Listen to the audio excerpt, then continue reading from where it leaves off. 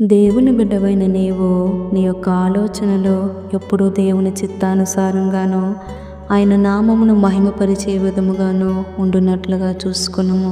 నువ్వు ఏ పని చేసినా ఆ పనిలో దేవుని నామమును మహిమపరచుము. ఎందుకంటే ఈ లోకంలో మనం జీవిస్తున్నది కేవలం ఆయన నామ మహిమ కొరకు మాత్రమే కనుక ఎప్పుడు స్వార్థపూరితమైన ఆలోచనలతోనే ఉండకుండా నేను నా కుటుంబము అనే ఆలోచనలతో మాత్రమే నువ్వు నింపబడక యెహోవా నామ మహిమ కొరకు దీనులను పేదలను విధవరాండ్రులైన వారిని జ్ఞాపకం చేసుకొని వారికి సహాయము చేయాలి, వారిని ఆదరించాలని మనస్సును నువ్వు కలిగి ఉండుము.